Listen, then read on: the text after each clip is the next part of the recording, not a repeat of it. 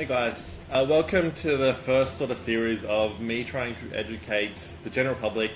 And sort of the way I think about this is, if I had this information when I was 17 or 18, my training would have looked very different then than what it does now. So this is sort of aimed at people that have a little bit of knowledge about where they're at and what they want to achieve, but this is sort of piecing together a lot of the stuff that isn't talked about enough and will help you make more progress than most others would. So one of the lenses we sort of use at Story is the MED block strategy.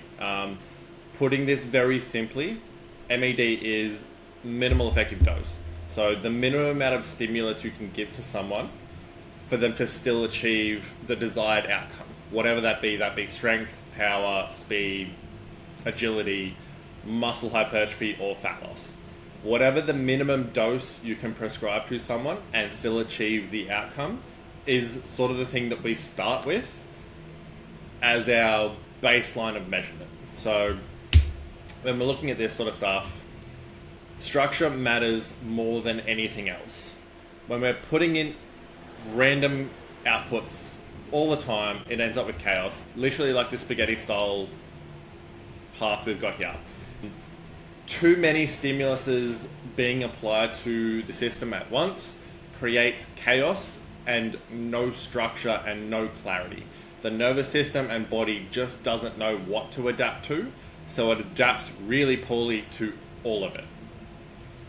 On the other hand, when you put together architecture and structured blocks, like on the right side, you can make linear progressions in the direction that you want, because you can repeat the same thing over and over and over again with the direction being in the same orientation. Without being very erratic about it, this means you won't be hitting PRs regularly until you're in high-end strength blocks. But that's not to say as you get more training experience, you're not going to be hitting rep PRs likely, because you'll understand what your minimal effective dose is, and you can start working a little bit higher to your maximum recovery doses. So obviously that's the other end of the spectrum, where your maximum recovery doses are like how much shit can you deal with before you start breaking. That's the upper echelon of what you can get through without breaking someone or yourself in general. So between those two windows is where most training should live. Defining systems, like what is a block? So most coaches will run blocks anywhere between 2 and 8 weeks. Some will push out to 10 to 12, but a lot of people will find monotony when you're doing the same thing for 12 weeks straight. It can get a little bit boring. But the idea is it's one singular primary goal. If that means you're working on hypertrophy, you're going to be working on hypertrophy for the 8 weeks. If it's strength, it's going to be 8 weeks. If it's power, 8 weeks. Whatever it is, it's one single quality that is the main outcome we're chasing.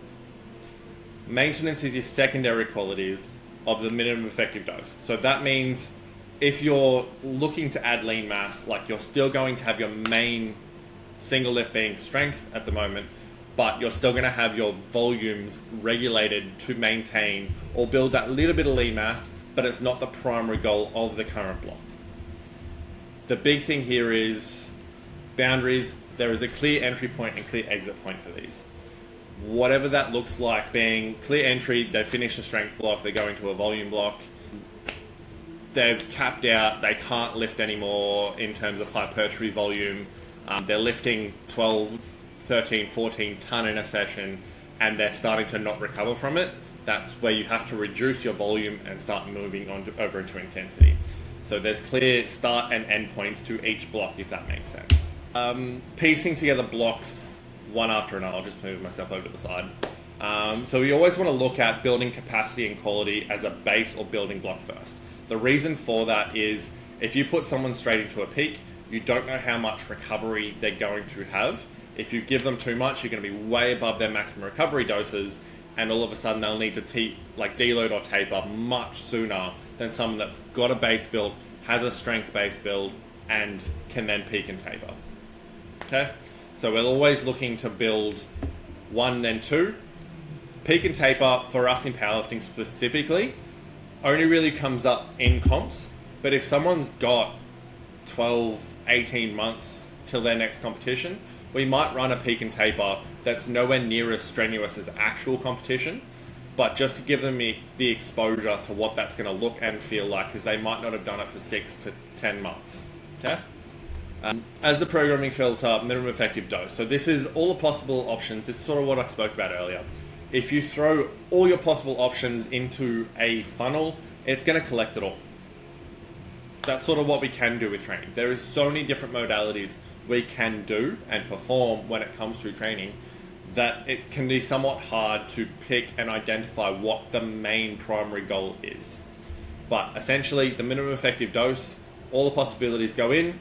You essentially go, this is the minimum effective reasoning that I need to achieve strength or muscle hypertrophy or speed or power, whatever that is.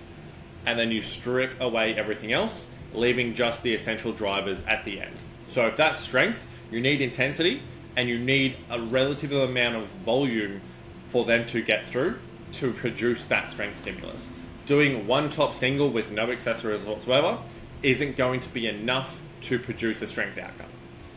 Doing 4 sets of 10, there might be some carryover to strength, but it's not going to be the most efficient way to get there. That's where you have to apply this filter and figure out what's going to work best for the individual. But going phase 1, a general idea of building a base.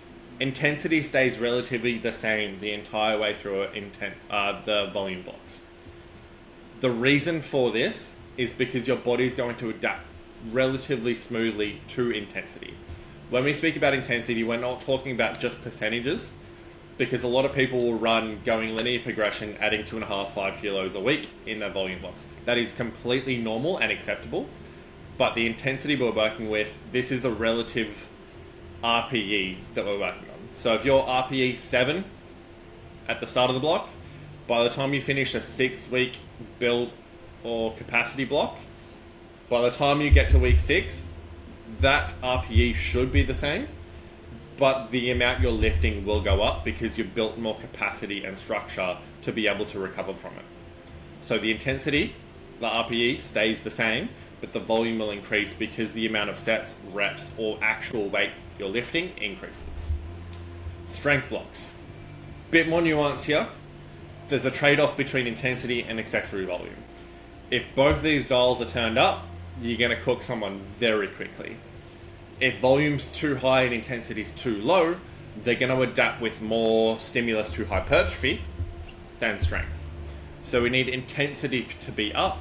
This, for most people, has to be an 80-ish% or above.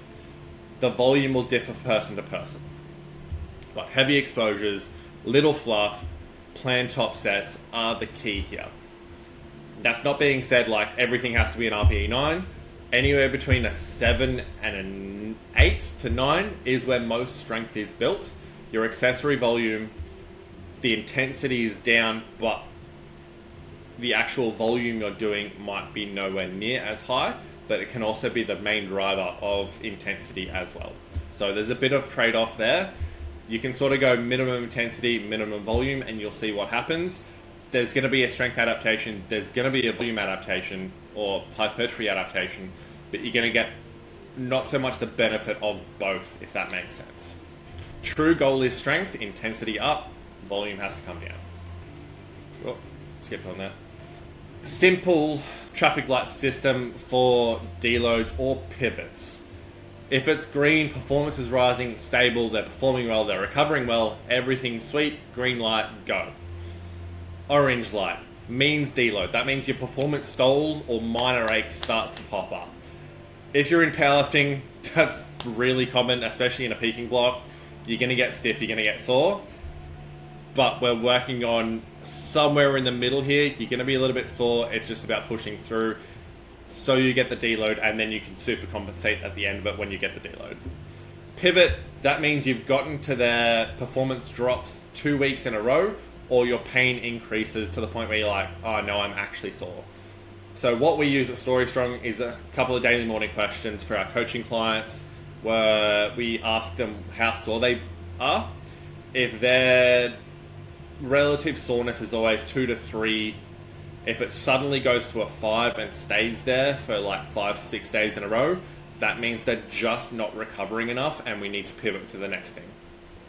The draft, nothing really needs to be said here. This is a bit of a structured thing of what you can practice. Pick one real athlete you've got. If it's not an athlete and you're self watching this, pick yourself. Define your current block goal. Like, what are you currently working on? What do you want to work towards? Choose the next block and peak and timing. So this is where we're actively looking at like what structuring 2 to 3 blocks in a row looks like, and what your 2 success metrics look like after 12, 13, 14 weeks of training in that modality. Real world examples, I'll move myself over here now. So this is just basic sort of stuff, nothing that's really specific, but if a powerlifter over a 16-week block, we tend to don't run like this unless they're somewhat new to the sport. When they've got a lot more experience, you'll spend a lot more time in strength that's more specific. But newer people, 8 weeks in hypertrophy, build a solid base where they can actually recover from higher volume stuff. The more ability to recover from volume means you get away with more shit, unquoted, when you go to a strength block. For a BJJ athlete, because we work with a few of those, I'm going to do a lot of build and maintain capacity for a few weeks, strength, maintenance, and then peak and taper, where we drop the volume off and then recover just before their competition.